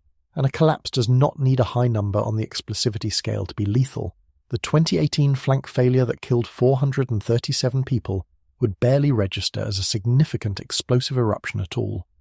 Its danger had almost nothing to do with how much material it blasted into the sky, and almost everything to do with how much rock it dropped into the water. So the explosivity scale, useful as it is, can actually mislead you about this particular volcano if you lean on it too hard. You could have an eruption that ranks low on the index, that throws relatively little material into the air, and that still produces a catastrophic, life-ending wave, because the killing was done by displacement, not by explosion. This is why fixating on whether Anak Krakatau could produce a high-index eruption misses the point entirely. The number on the explosivity scale is not the number that decides whether people on the coast live or die. The behaviour of the flank is, and here is why that correction matters so much, why it is not just trivia. If you walk away believing that the danger from this volcano is that it might one day produce a planet-altering super eruption, you have completely misunderstood the threat, and you have misunderstood it in a way that could get people killed. Because the real danger here has never required a super eruption. It never required 1883. Remember 2018. The wave that killed 437 people was not produced by a colossal VI6 blast, let alone a super eruption. It was produced by a comparatively small flank collapse, a piece of the volcano sliding into the sea during an ordinary active phase. The killer was not bigness. The killer was a modest collapse into water beside crowded coasts. To feel how large the gap between a 6 and an 8 on that scale really is, it helps to put a few eruptions in their places. The 1815 eruption of Tambora, also in Indonesia, was a level 7, one step above Krakatoa, and it was so enormous that it threw enough material into the atmosphere to cool the entire planet and cause what became known around the world as the year without a summer, crops failing across the northern hemisphere under the volcanic chill. That was a 7. A true super eruption, a level 8, is larger still, in a category occupied by the ancient super eruptions of places like the Yellowstone caldera, events that bury half a continent in ash. Each step up the scale is not a small increase. It is a jump into a different order of magnitude of erupted material. Now set Krakatoa's 1883 eruption, a level 6, against those. It was colossal, genuinely one of the most violent eruptions in human history, and it still sits 2 full steps below a super eruption and 1 step below Tambora. So the popular instinct to file Krakatoa under the heading of supervolcano is not merely a little off. It places this volcano in a category it has never come close to occupying. And the reason that matters, once again, is that it sends your fear in the wrong direction, toward an impossible, continent-burying megablast, and away from the modest, repeatable, genuinely likely hazard that has actually killed people here. The flank collapse and the wave that needs no super eruption at all. So the supervolcano framing does something genuinely harmful. It trains your eye to look for the wrong thing. It tells you to watch for some impossible, civilization-ending megablast, some far-off cinematic doomsday, when the actual documented repeat-offending hazard is far smaller, far more local, and far more likely. The thing that should worry you about Anak Krakatau is not that it might become a supervolcano. It never will. The thing that should worry you is that it does not need to be one to kill, that it has already killed, at a scale far below super eruption, with a wave that came in silence. The honest danger is the modest one, and once you understand that, you are immune to a great deal of the noise that surrounds this volcano, including the loud and persistent theories that insist the real story is being hidden from you. Those theories deserve a direct answer, and they are next. Part 13. The Theories and the Truth. Any time a famous volcano stirs, a second eruption begins, and this one happens entirely online. Within hours of a story like this breaking, the comment sections and the feeds fill up with theories, and I want to walk through them honestly, not to mock anyone, but because the truth is genuinely more interesting than the fiction, and because believing the wrong thing about a hazard like this can be dangerous in its own right. So let us take the popular theories one at a time, look at them squarely, and see what actually holds up. The first theory, and it surfaces every single time, is that the eruption is being deliberately triggered. That some technology, some secret installation, some atmospheric heating array or directed energy weapon, is reaching down into the earth and switching this volcano on. I understand the appeal of this idea. It turns a frightening, indifferent natural process into something with an author, something with intent, and in a strange way that is comforting, because a thing with an author can in theory be stopped. But it does not survive even a moment of contact with the physics. Consider what a volcano actually is. It is the surface expression of magma generated tens of kilometers down, driven by the heat of the Earth's interior and the slow, grinding descent of an entire tectonic plate.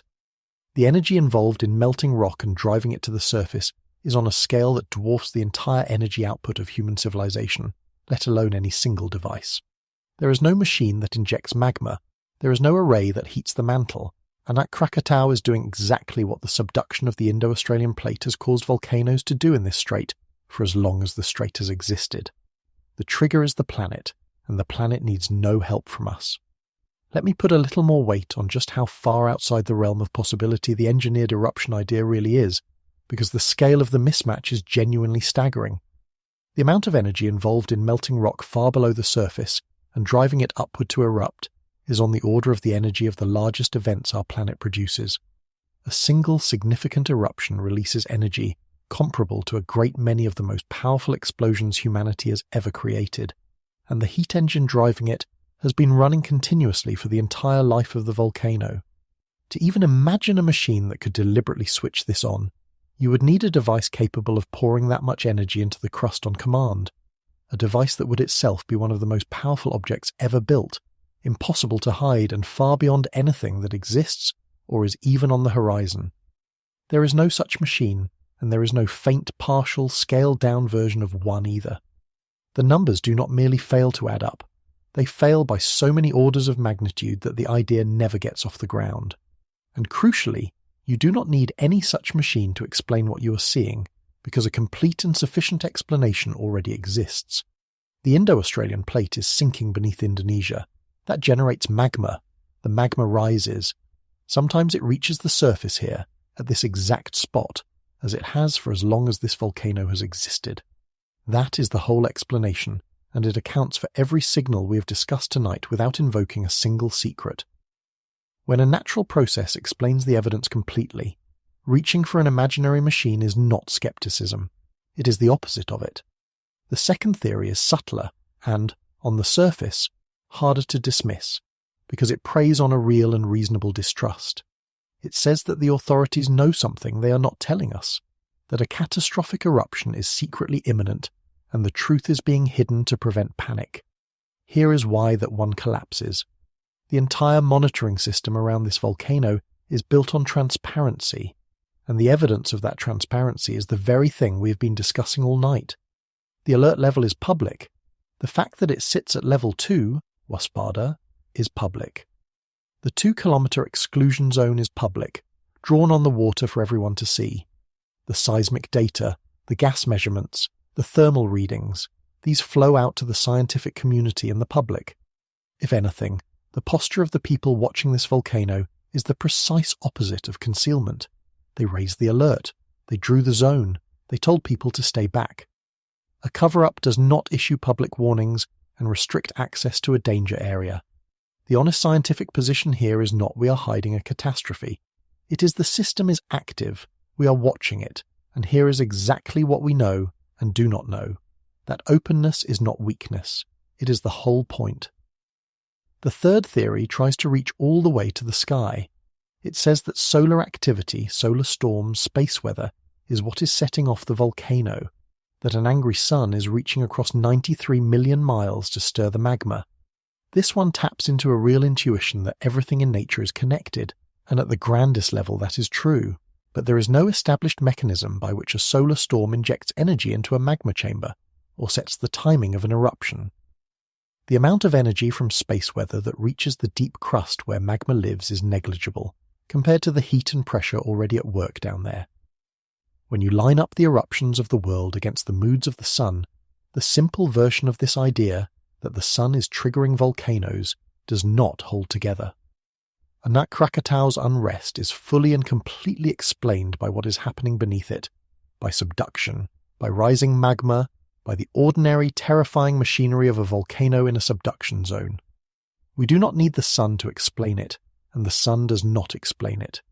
It is worth asking why these theories are so persistent, because the answer is not that the people who believe them are foolish. The answer is that the truth, a planet that can kill hundreds of people through blind, intentionless physics, is genuinely harder to sit with than a story in which someone is in control.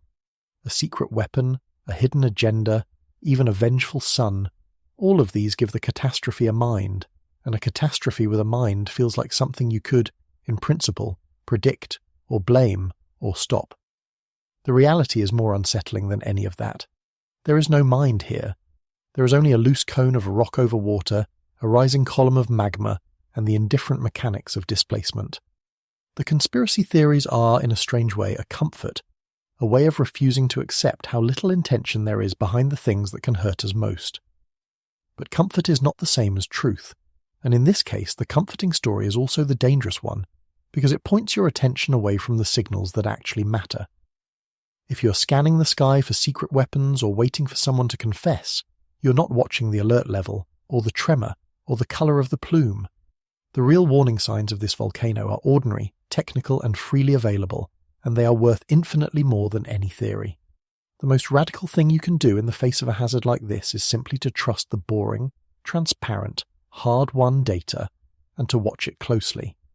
And then there is the fourth idea, which is less a conspiracy than a misunderstanding, and we have already dismantled it, but it is worth naming here alongside the others because it shapes so much of the fear, and that is the supervolcano myth, the belief that this place is building towards some civilization-ending megablast. It is not.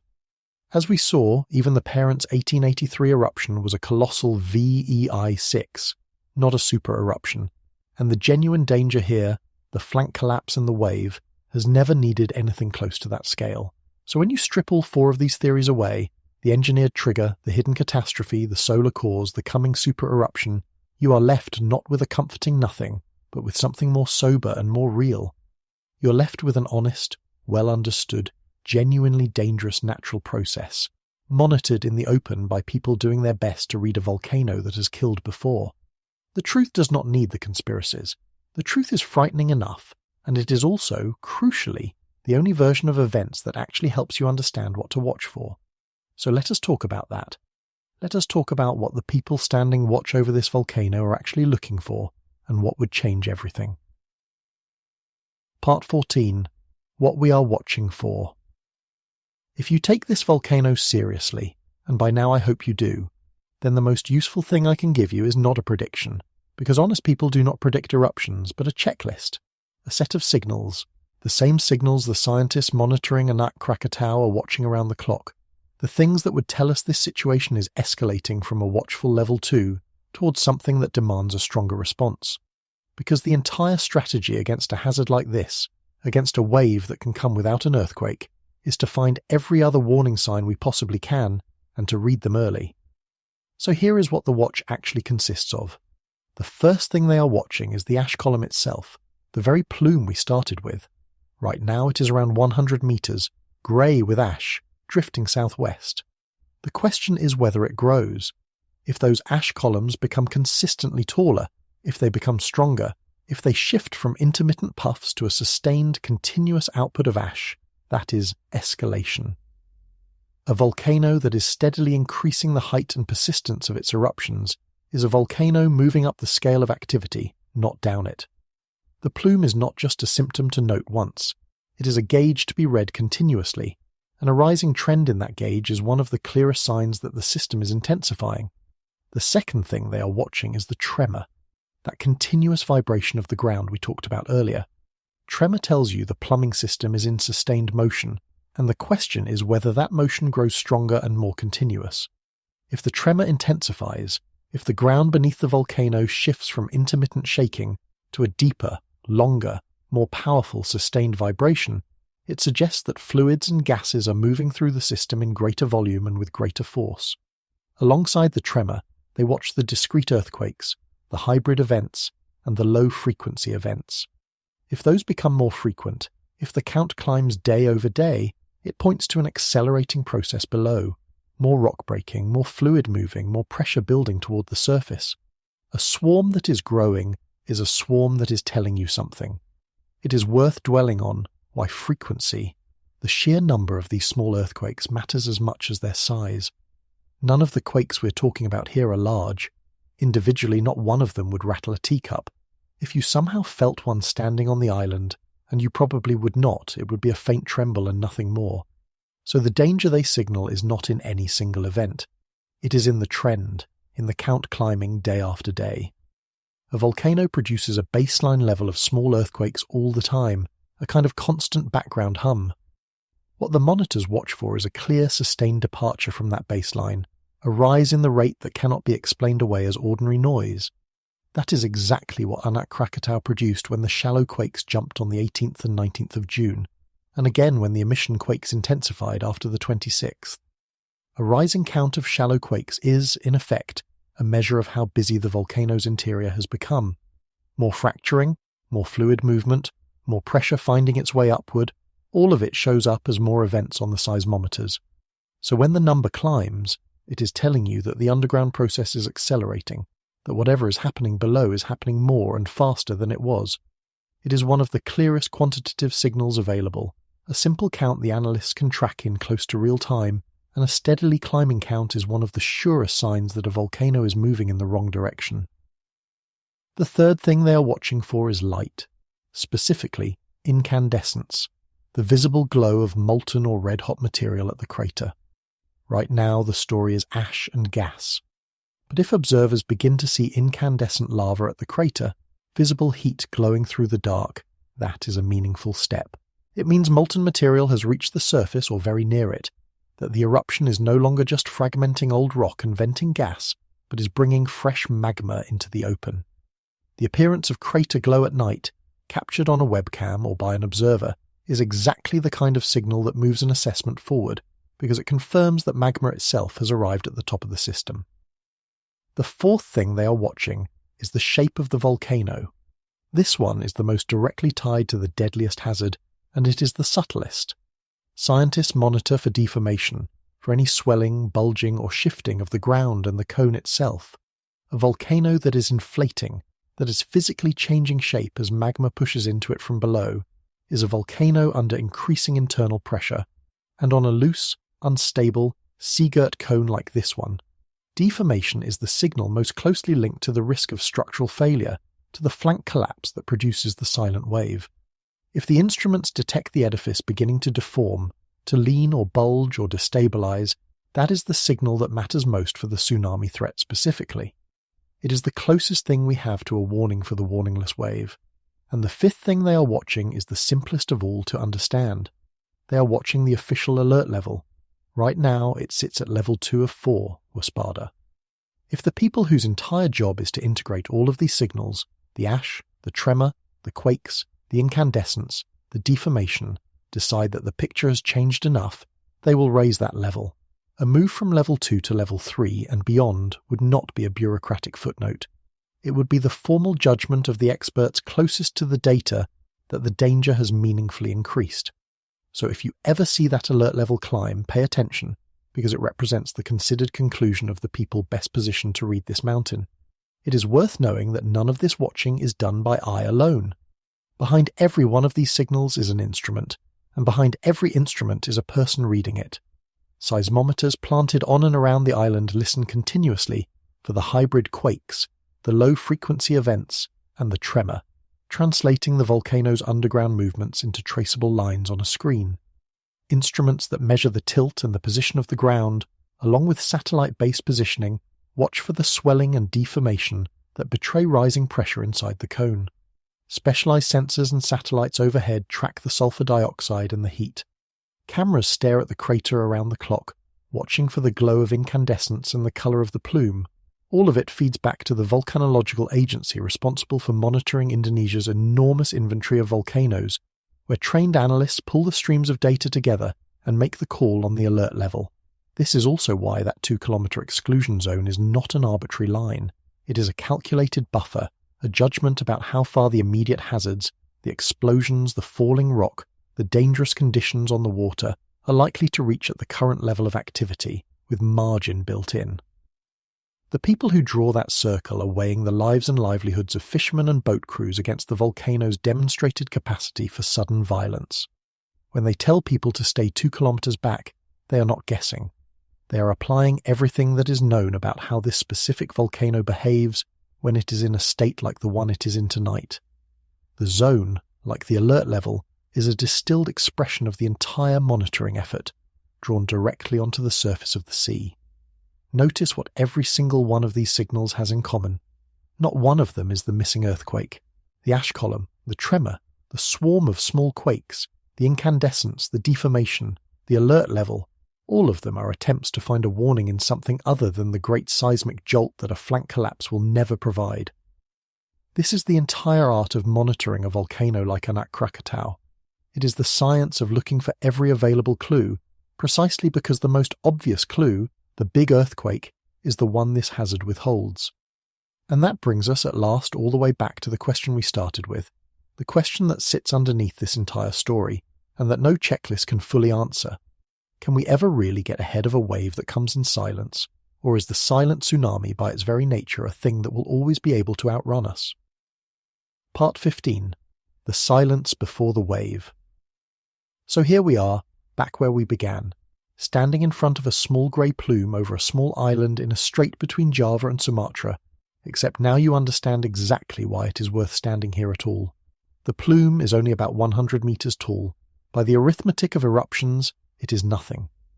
And yet behind that modest column of ash sits the entire weight of everything we have walked through tonight.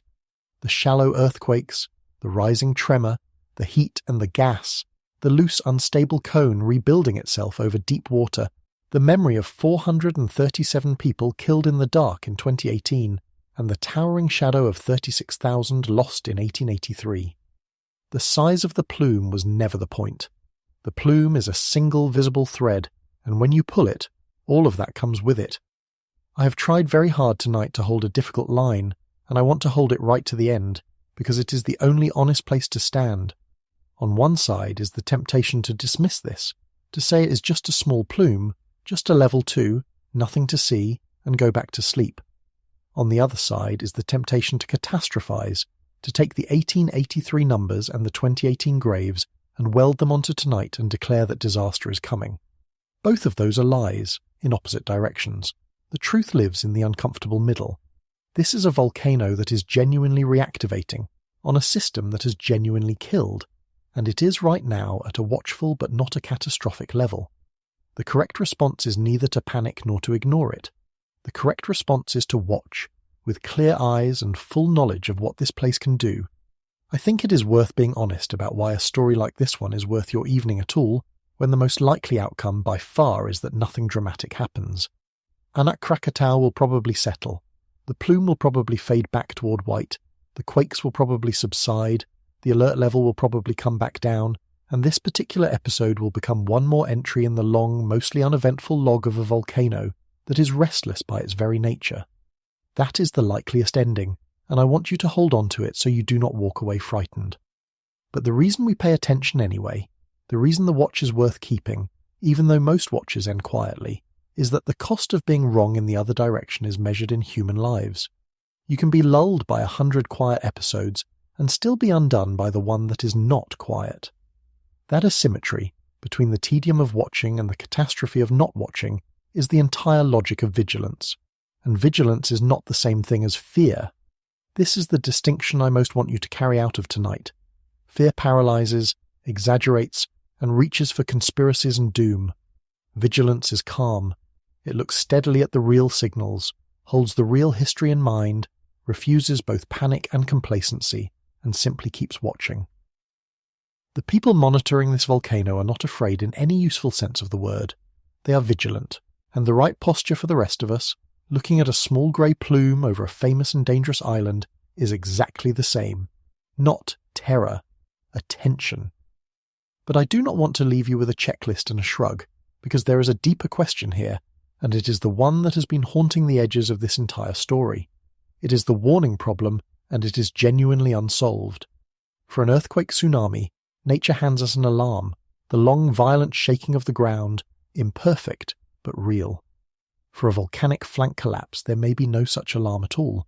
The wave can be born from a silent slide of a loose rock into the sea and reach a sleeping coastline before anyone understands that the clock ever started. Everything the scientists do, all the monitoring of gas and heat and tremor and deformation, is an attempt to build an artificial warning to replace the natural one that this hazard refuses to give. And the brutal question is whether that attempt can ever truly succeed. Can we read the volcano well enough, early enough, to see a collapse coming before it happens? Or will the silent tsunami always, by its very nature, have a head start we cannot close? I do not have a clean answer for you, and I would be lying if I pretended otherwise. The honest truth is that the science is in a race it has not yet decisively won. The lessons of 2018 pushed monitoring forward, sharpened the watch, raised the attention paid to exactly this kind of volcano. The fact that Anak Krakatau is at level 2 tonight, with a 2-kilometer exclusion zone drawn around it, and instruments listening to its every tremor, is itself a product of those hard lessons. But whether all of that vigilance can actually outrun a wave that comes without an earthquake, on the day it finally decides to come, is a question that only the future can answer. We have built a watchtower over a hazard that specializes in arriving unseen. Whether the watchtower is tall enough, none of us yet knows. There is something almost unbearably human about this whole enterprise when you stop and look at it. Somewhere tonight, while most of the world sleeps, there are people watching screens, reading the tremor traces and the gas numbers and the images of a grey plume over a dark sea, holding a vigil over a volcano that has killed before and could kill again. They are not heroes in any dramatic sense. They are analysts doing patient, technical, often tedious work. But the entire thin margin between the next silent wave and the people who live along these coasts runs straight through their attention. Whether a warning ever comes, and whether it comes in time, depends on whether someone is watching at the right moment and reads the signs correctly. That is the quiet weight that sits underneath this story. We have built, out of seismometers and satellites and sheer human patience, an attempt to give ourselves the warning that this kind of volcano refuses to provide on its own. It is an imperfect, unfinished, and genuinely uncertain attempt. We do not know for sure that it is good enough. We will not know until the day it is tested, and on that day the difference between a near miss and a catastrophe may come down to minutes, and to whether the watchers managed to wring those minutes out of the data before the sea began to move. That is the race we are quietly running, and it is being run tonight, over a small grey plume that most of the world will never even notice. What I can tell you is this. The reason we watch a small grey plume over an unremarkable island is not because we know what it will do. It is because we have learned, at a terrible cost, what it can do, and because the one unforgivable mistake with a volcano like this one would be to look away at the wrong moment. So we do not look away. We hold the watch. We read the ash, the tremor, the heat, the shape of the cone, and we wait, hoping that the signals stay quiet, and knowing that if they do not, the few hours of warning we manage to wring out of the data could be the difference between a story we tell and a tragedy we mourn. The Child of Krakatoa is awake tonight. It is not raging. It is not erupting in fury. It is simply breathing out a little grey ash and stirring in its sleep on the same patch of sea where its parent once made the loudest sound in the history of the world. And all any of us can do on this side of the silence is keep watching the water and refuse to be the ones who looked away.